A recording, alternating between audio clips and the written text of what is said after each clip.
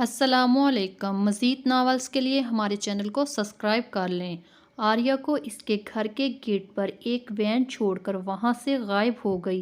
آریہ کو بے ہوشی کی حالت میں واچ مین نے دیکھا اور اس نے سامنے سے آتے المیر کو بتایا تھا اور المیر ہی نے اسے اٹھا کر اندر لایا اور پھر آریہ کے والدین کو بتایا تھا۔ آریہ کو گھر آئے ہوئے 3 گھنٹے ہو گئے تھے لیکن وہ ابھی تک ہوش میں آنے کا نام نہیں لے رہی تھی، لیکن اس کے چہرے، گردن اور بازوؤں کے نشان تو کچھ اور ہی بیان کر رہے تھے۔ شہیر شاہ نے المیر کو ڈاکٹر بلانے کے لیے کہا اور جو ڈاکٹر نے شہیر شاہ کو بتایا تو ان کا آریہ پر غصہ جھاگ کی طرح بیٹھ گیا، لیکن عزت جانے کے خوف نے سر اٹھا لیا اور بے اختیار ہی ایک آنسو گال پر بہہ گیا۔ ڈاکٹر، کیا ہوا میری بیٹی کے ساتھ اور یہ ہوش میں کیوں نہیں آ رہی؟ شہیر شاہ پریشانی سے گویا ہوئے۔ شاہ صاحب، آپ کی بیٹی کے ساتھ زبردستی کی گئی ہے اور یہ صدمے کی وجہ سے ہوش میں نہیں آ رہی۔ میرا آپ کو یہی مشورہ ہے کہ اپنی بیٹی سے اس متعلق کوئی بات نہ کرے، ان کا نروس بریک ڈاؤن بھی ہو سکتا ہے اور ان کی زندگی خطرے میں پڑ سکتی ہے۔ امید ہے آپ ان کی طبیعت کی نوعیت سمجھ گئے ہوں گے۔ ڈاکٹر پروفیشنل مسکراہٹ کے ساتھ بولتے چلے گئے۔ وہ سر پکڑے وہیں بیٹھ گئے تھے، آنسو زور قطار ان کی آنکھوں سے گر رہے تھے۔ آج ان کا کیا ان کی لاڈلی کے سامنے آ گیا تھا۔ وہ کافی دیر سے ایسے ہی رو رہے تھے اور پھر آنسو صاف کرتے ہوئے کھڑے ہو گئے اور سوچتے ہوئے خود کلامی کی، میں اسے چھوڑوں گا نہیں جس نے میری بیٹی کی زندگی برباد کی، لیکن آریہ اس سے پہلے میں تمہاری جان لوں گا کیونکہ اسے موقع تم نے فراہم کیا۔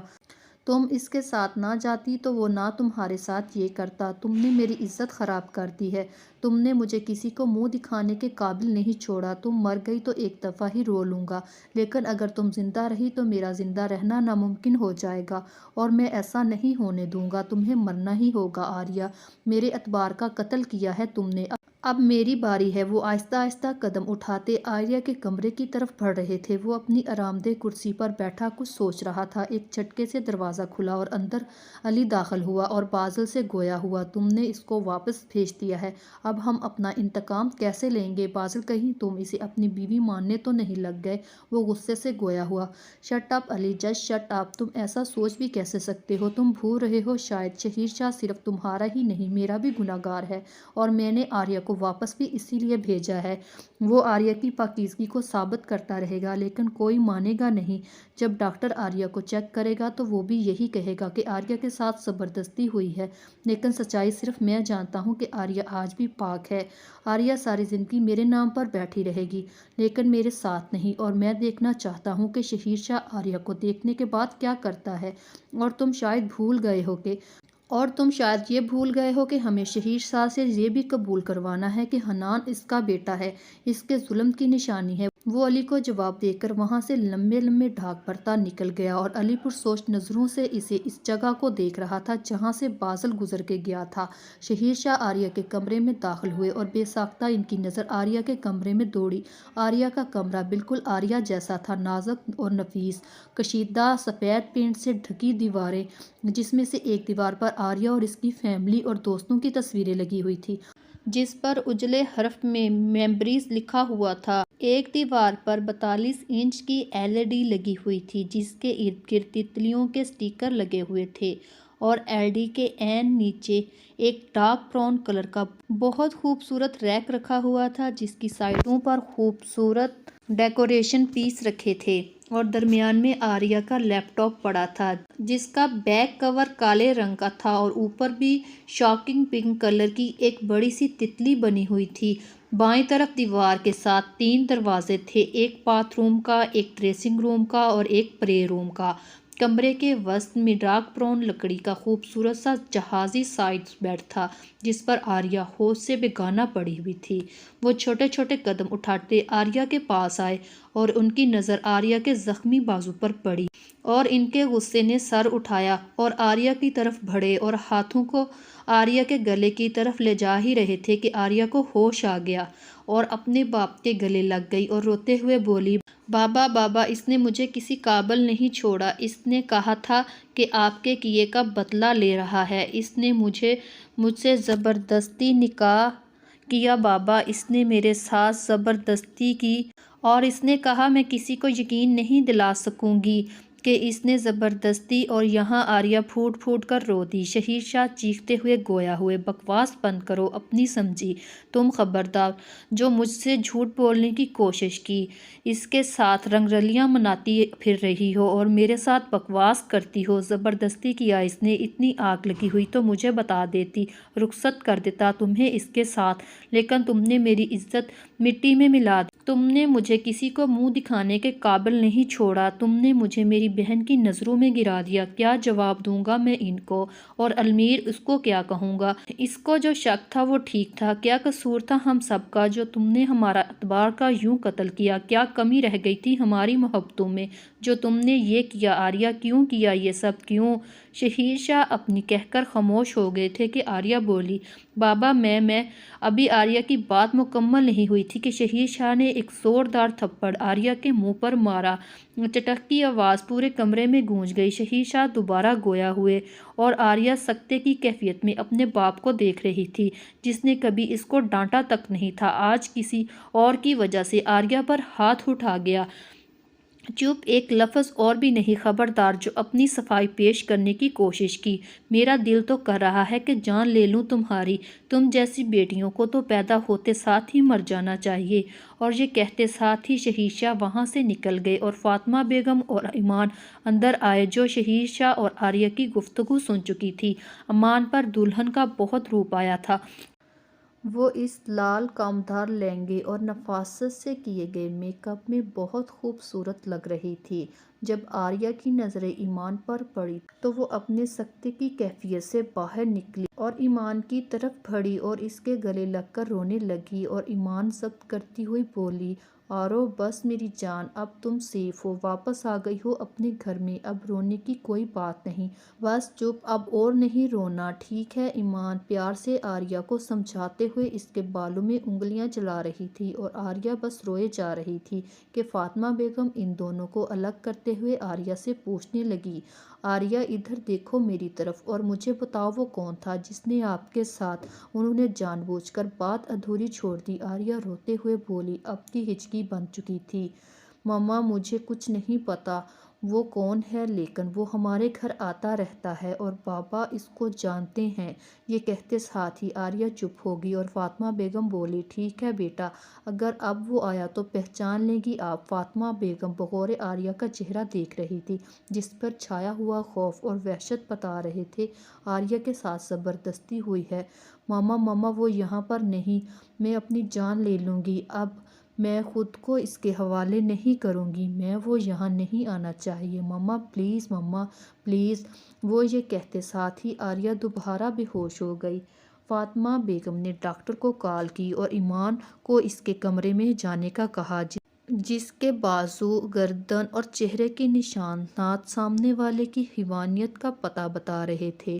ڈاکٹر آریہ کو چیک کرنے کے بعد فاطمہ بیگم سے گویا ہوا، مسز شاہ، میں نے پہلے ہی شاہ صاحب کو کہا تھا ان سے اس واقعے کے متعلق کوئی بات نہ کرے، آریہ بیٹی خوف سے بے ہوش ہوئی ہے اور اب میں نے انہیں نیند کا انجیکشن لگا دیا ہے، پھر کچھ دیر تک وہ نارمل ہو جائے گی۔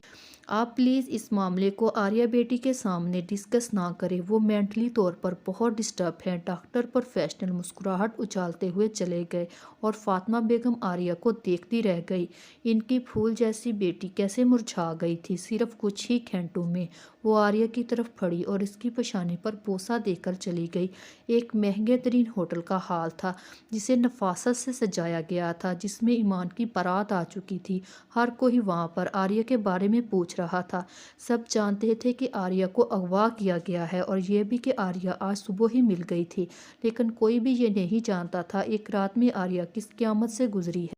فاطمہ بیگم آریہ کی وجہ سے بہت پریشان ایک کرسی پر بیٹھی ہوئی آریہ کے متعلق سوچ رہی تھی۔ ایمان کی سانس ان کے پاس ہوئی اور گویا ہوئی، آریہ بیٹی کیسی ہے اب؟ آپ کو اسے ساتھ لانا چاہیے تھا، کم از کم آپ کی آنکھوں کے سامنے تو رہتی۔ اب بچی گھر پہ ہے اور آپ یہاں اسی کو سوچ سوچ کر ہلکان ہو رہی ہیں، وہ فکر مندہ انداز اپناتے ہوئے کہہ رہی تھی اور فاطمہ بیگم کے جواب کی منتظر تھی۔ آریہ بالکل ٹھیک ہے اور اللہ کا شکر ہے ہم کسی بڑے نقصان سے بچ گئے۔ جن لوگوں نے آریہ کو اغوا کیا تھا وہ غلط فہمی میں آریہ کو لے گئے تھے اور آریہ بہت ڈسٹرب ہے، اس لیے یہاں پر موجود نہیں، لیکن وہ اپنے گھر میں بالکل سیف ہے اور آپ شادی انجوائے کریں۔ آریہ کی فکر میں نہ گھلے، وہ طنزیہ مسکراہٹ اچھالتی ان کی جھوٹی فکر مندی پر چوٹ کر گئی تھی اور ایمان کی ساس منہ بسورتی ہوئی وہاں سے چلی گئی۔ فاطمہ بیگم کی نظر بازل پر پڑی اور بے ساختہ انہیں آریہ کی کہی ہوئی بات یاد آئی، مما وہ ہمارے گھر آتا رہتا ہے اور بابا اس کو جانتے ہیں۔ وہ بازل کو بغور دیکھتے ہوئے سوچ رہی تھی، کہیں بازل نے ہی تو آریہ کو نہیں بازل شریف لڑکا ہے، وہ ایسا نہیں کر سکتا۔ وہ اپنی سوچوں کو نفی کر رہی تھی کہ بازل ان کی طرف آ گیا، انہیں سلام کرتا ہوا حال حوال پوچھنے لگا، السلام علیکم مسز شاہ، کیسی ہیں آپ؟ بازل نے ان سے مسکراتے ہوئے گویا ہوا۔ فاطمہ بیگم اس کے چہرے کو بغور دیکھ رہی تھی، اس کا چہرہ ہر قسم کے تاثرات سے بالکل پاک تھا۔ فاطمہ بیگم بازل سے افسردہ لہجے میں بولی، جس کی بیٹی کو اغوا کر کے اس کے ساتھ زبردستی کی جائے وہ کیسی ہو سکتی ہے؟ بازل میری وہ بیٹی جس نے کبھی کسی کا دل نہیں دکھایا، کسی نے اس سے دنیا میں ہی قیامت دکھا دی، وہ 5 وقت کی نماز پڑھتی ہے، باقاعدہ قرآن پاک پڑھتی ہے، پھر اللہ نے اس کو کیوں اس درندے سے نہیں بچایا؟ میری بیٹی زندہ ضرور ہے لیکن مجھے پتا ہے اس کی زندہ رہنے کی خواہش مر گئی ہے۔ آج بازل کو فاطمہ بیگم بہت ٹوٹی ہوئی لگ رہی تھی اور بازل میں اور ہمت نہیں تھی کہ کچھ کہہ سکتا، انہیں تسلی دیتا، کیونکہ یہ سب کی ادھرا بازل کا ہی تو تھا، اس لیے صرف اتنا ہی کہہ پایا، مسز شاہ میں بس اتنا کہوں گا، آپ کی بیٹی آپ کے گھر سے غائب ہوئی تھی، یہ تو کسی گھر والے کا کام ہے، اور اگر آپ مجھ سے پوچھیں تو مجھے یہ کام المیر کا لگتا ہے، وہ کل بھی شاہ صاحب کو کہہ رہا تھا آریہ کسی اور میں انٹرسٹڈ ہے اور اسی سے شادی نہیں کرنا چاہتی، یہ کہہ کر بازل وہاں سے چلا گیا تھا۔ فاطمہ بیگم کو ایک نئی سوچ پکڑا کر پوری حویلی کھال لی تھی اور بازل اس وقت حویلی کی پچھلی سائڈ سے اندر آیا اور اس کے قدم آریہ کے کمرے کی طرف تھے۔ آریہ کو ہوش میں آئے ابھی تھوڑی دیر ہوئی تھی، وہ بیڈ پر بیٹھی آنسو بہا رہی تھی اور المیر اسے تسلیاں دے رہا تھا اور آریہ اس کے ہاتھ جھٹک رہی تھی۔ حالانکہ المیر اب آریہ سے شادی نہیں کرنا چاہتا تھا۔ اس کمرے کا دروازہ ایک جھٹکے سے کھلا اور سامنے کھڑے وجود کو دیکھ کر آریہ کو اپنی سانسیں بند ہوتی محسوس ہو رہی تھی۔ وہ المیر کی بھی حالت مختلف نہیں تھی، لیکن المیر کو آریہ کے پاس بیٹھا دیکھ کر بازل کے دماغ کی رگیں تن گئی تھیں۔ چاہے نکاح اس نے انتقام کے لیے کیا تھا، لیکن وہ پٹھان اور غیرت مند، وہ بھی کیسے برداشت کرتا کسی غیر مرد کا اپنی بیوی کے قریب بیٹھنا؟ اسے ناگوار گزرا تھا۔ وہ المیر کی طرف بڑھا اور اسے گربان سے پکڑ کر ایک مکہ اس کے منہ پر جڑ دیا، چیختے ہوئے گویا ہوا، کیا کر رہے تھے اس کے ساتھ؟ اس کی بے ہوشی کا فائدہ اٹھا رہے تھے؟ بازل چیختا جا رہا تھا اور المیر کو مارے جا رہا تھا۔ بازل المیر کو چھوڑتا ہوا آریہ کی طرف بڑھا اور المیر اپنی جان بچا کر بھاگا۔ بازل نے آریہ کے بالوں کو مٹھی میں جکڑ کر اسے اپنے سامنے کھڑے کرتے ہوئے چیخا، کیا کر رہی تھی اس کے ساتھ؟ ہاں بولو، کیا کر رہی تھی؟ کچھ بکواس کر رہا ہوں میں، جواب دو۔ آریہ ہمت کرتے ہوئے آنسوؤں کے ساتھ بولی، وہ صرف مجھ سے بات کر رہا تھا، اور آپ کیا سمجھتے ہیں خود کو؟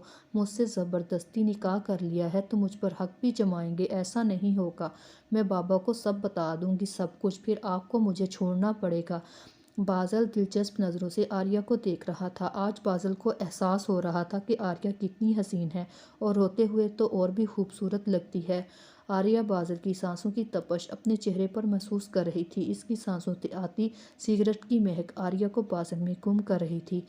بازل ایک جھٹکے سے آریہ کو چھوڑتا واپس مڑ گیا اور دروازے کے پاس پہنچ کر آریہ کو تنبیہ کی، اگر اپنے باپ کو کچھ بھی بتایا تو یاد رکھنا، اس کے مجھ تک پہنچنے سے پہلے اس کو اوپر پہنچا دوں گا۔ وہ خونخوار نظروں سے آریہ کو دیکھ رہا تھا اور پھر ایک جھٹکے سے باہر نکل گیا۔ آریہ دروازے کو گھورتی رہ گئی مگر بازل جا چکا تھا۔ مزید ناولز کے لیے ہمارے چینل کو سبسکرائب کر لیں۔ اگر ویڈیو پسند آئی ہو تو ویڈیو کو لائک اور شیئر کریں، چینل کو سبسکرائب کریں۔ شکریہ۔